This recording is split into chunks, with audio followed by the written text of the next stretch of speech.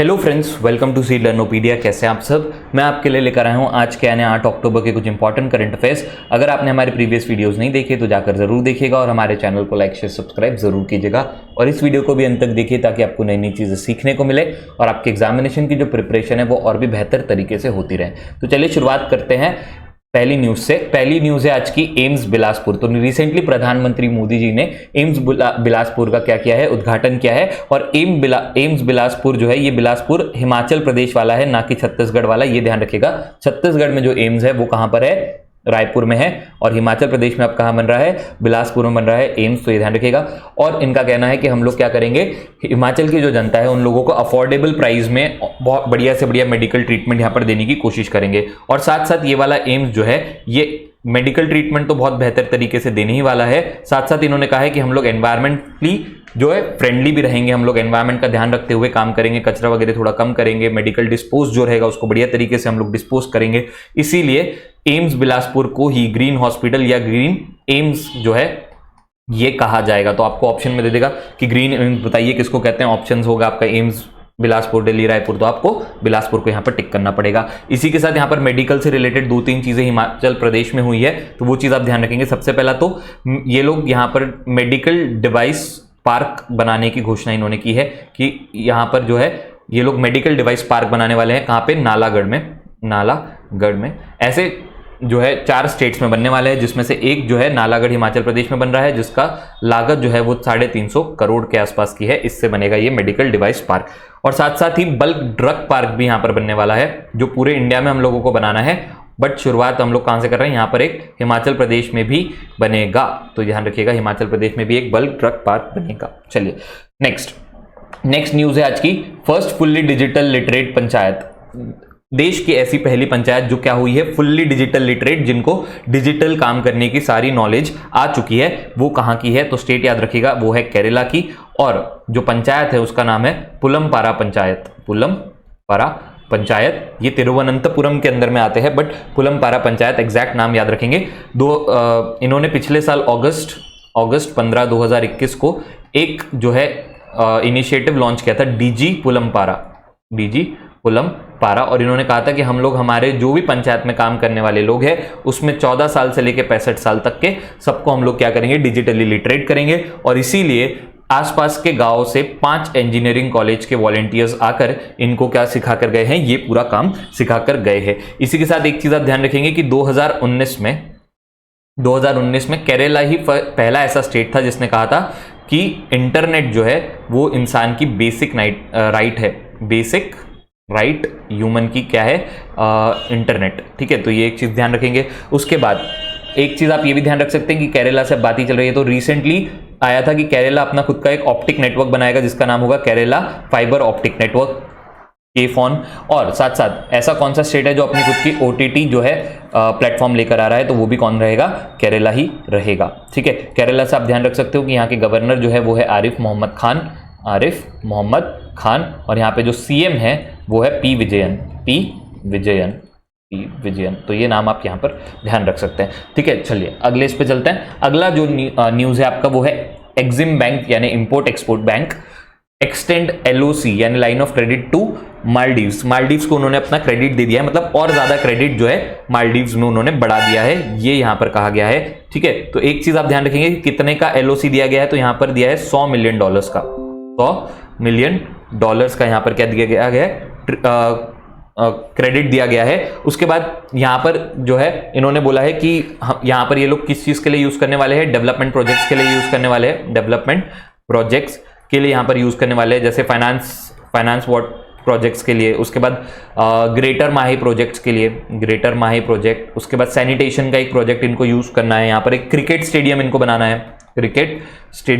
है, उसके लिए यूज करेंगे। डिफेंस अपनी अच्छे करने के लिए यहाँ पर ये यूज करने वाले हैं ये पैसा। ठीक है, उसके बाद आप ध्यान रखेंगे कि एक्सिम बैंक जो है, ये हर कंट्रीज में अपना लाइन ऑफ क्रेडिट देते रहता है, उसका काम यही है। ठीक है, तो उसका टोटल लाइन ऑफ क्रेडिट जो है वो अभी तक कितना हो गया है, 67 कंट्रीज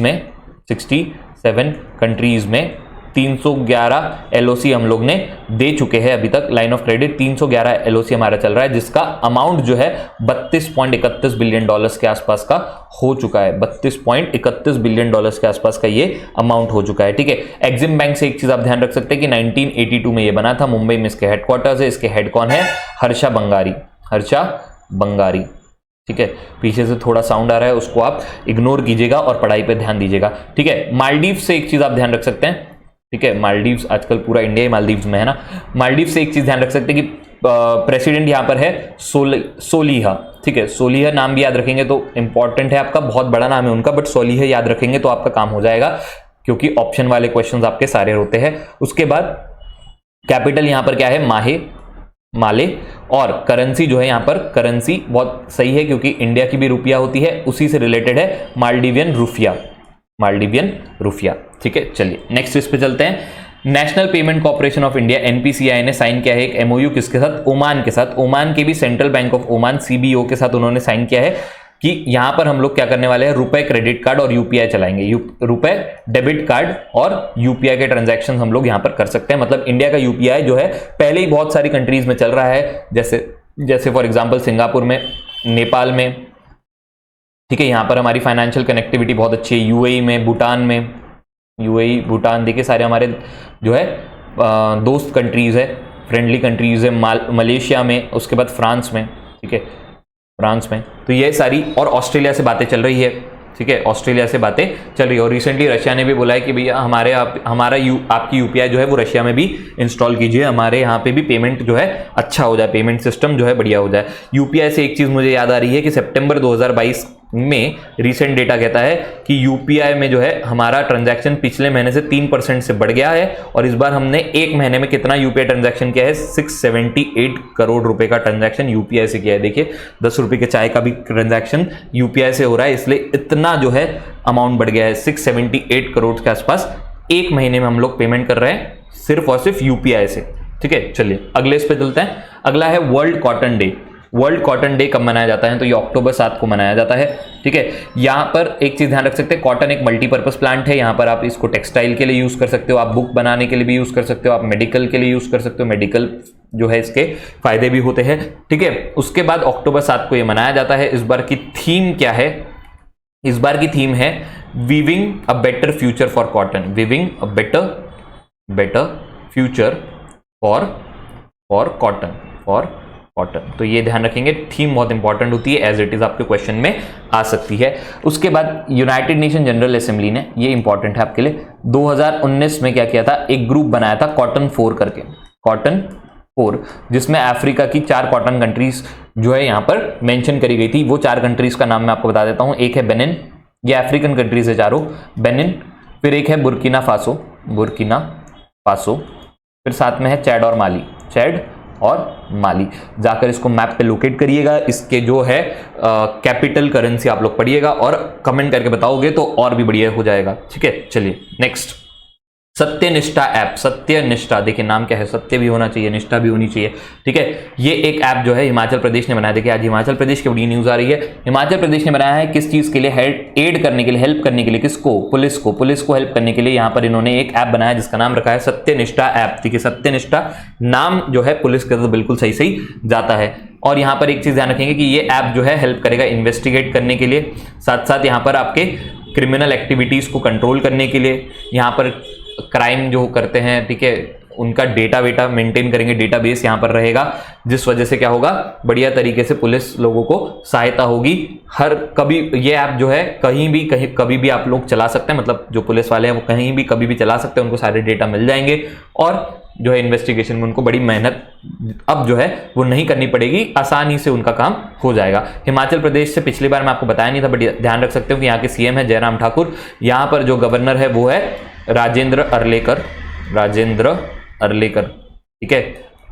जब न्यूज में आएगा कोई तभी तो बताऊंगा, ठीक है। तो राजेंद्र अर्लेकर यहाँ के गवर्नर है। उसके बाद यहाँ पर जो कैपिटल रहता है वो एक चीज आप ध्यान रख सकते हैं कि यहाँ पर समर का कैपिटल शिमला होता है और विंटर का कैपिटल जो है वो धर्मशाला होता है, चलो ठीक है, जहाँ पर क्रिकेट के बहुत सारे मैचेस होते हैं, धर्मशाला वो क्या है आपका विंटर का कैपिटल यहाँ पर होता है। ठीक है, चलिए नेक्स्ट इस पे चलते हैं। मेघालय के नए गवर्नर, आज गवर्नर के भी बड़े क्वेश्चन आ गए हैं ना। मेघालय के नए जो गवर्नर है वो कौन बने हैं? तो मेघालय के जो नए गवर्नर है वो बने हैं BD मिश्रा साहब, BD मिश्रा। ठीक है, सबसे पहले तो ये ध्यान रखेंगे BD मिश्रा जो है ये अभी अरुणाचल प्रदेश के गवर्नर है, अरुणाचल प्रदेश के गवर्नर है 2017 से। ठीक है, अब इनको एडिशनल चार्ज दे दिया गया है, कहाँ का? मेघालय का। एडिशनल, एक साथ 2 जो है स्टेट के गवर्नर रह सकते हैं, बिल्कुल रह सकते, तभी तो बनाया है। ठीक है, मेघालय के कैपिटल शिलोंग में इन्होंने अपनी ओथ लिया, इनको ओथ दिलवाते हैं प्रेसिडेंट। उसके बाद एक चीज आप ध्यान रख सकते हो कि यहां पर जो है मेघालय के जो पुराने थे उनका नाम था सत्यपाल मलिक, सत्यपाल मलिक, उनका रिटायरमेंट हो गया है, वो छोड़कर चले गए हैं और उनकी जगह खाली है। तो अभी एडिशनल कौन है? BD मिश्रा है। जब कोई नए बन जाएंगे तो BD मिश्रा हट जाएंगे, एडिशनल काम कर रहे हैं, मतलब इंटरिम है वो।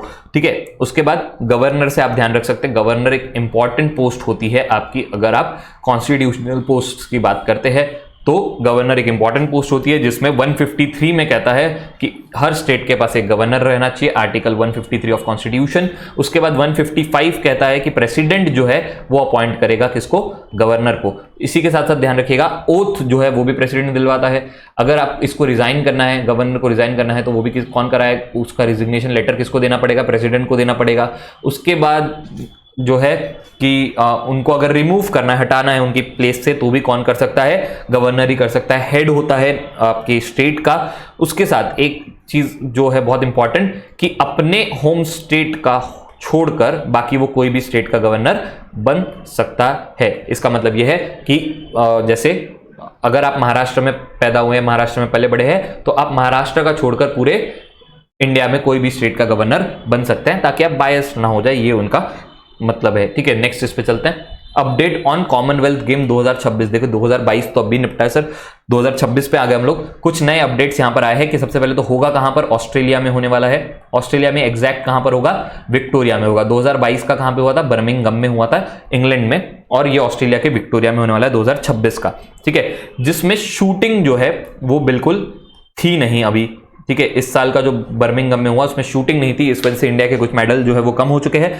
बट इंडिया जो है वो शूटिंग में बहुत बढ़िया है। और आपके लिए बढ़िया न्यूज आ रही है कि जो इन्होंने इनकी अथॉरिटी है, उन्होंने कहा है कि हम लोग कॉमनवेल्थ गेम्स में 2026 में शूटिंग को वापस लेकर आ रहे हैं। तो मतलब शूटिंग का जो है रिटर्न हो गया है, बिल्कुल वापस आ चुका है शूटिंग। और शूटिंग इसलिए भी इंपॉर्टेंट है, देखिए, क्योंकि इंडिया अब तक का जो कॉमनवेल्थ में इनका परफॉर्मेंस रहा है, शूटिंग में सबसे ज्यादा मेडल वो लेकर आए हैं। 135 मेडल आज तक इंडिया को शूटिंग में ही मिले हैं, जिसमें से 63 गोल्ड, 44 सिल्वर और 28 ब्रॉन्ज मेडल है।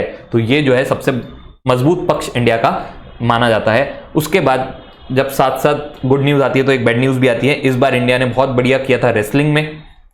ठीक है, रेसलिंग में इस बार कुश्ती में बढ़िया हम लोग बहुत सारे गोल्ड मेडल जीत कर लेकर आए हैं और बढ़िया मेडल हम लोग जीते हैं। और टोटली भी हम लोग ने 114 मेडल जीते हैं, जहां पर 49 गोल्ड है आपके, 39 सिल्वर है और 26 जो है ब्रॉन्ज है। तो ये भी आपका एक जो है मजबूत पक्ष इंडिया का रहा है, चाहे आर्चरी हो जाए, शूटिंग हो जाए, रेसलिंग हो जाए, इस तरीके से हमारे पक्ष जो है वो काफी मजबूत है। बट रेसलिंग को 2026 से हटा दिया गया है। ठीक है, तो ये ध्यान रखिएगा। तो क्या ध्यान रखेंगे? शूटिंग को ऐड करा है और रेसलिंग को हटा दिया है। तो एक खुशखबरी के साथ एक दुख वाली बात भी यहां पर है। चलिए, थैंक यू सो मच। कल मिलते हैं कुछ इंपॉर्टेंट करंट अफेयर्स के साथ। तब तक आप करंट अफेयर्स को रिवाइज करते रहिए। हमारे चैनल को लाइक शेयर सब्सक्राइब कीजिए और हमें कमेंट करके बताइए कि कैसे लग रहा है आपको video. Thank you so much.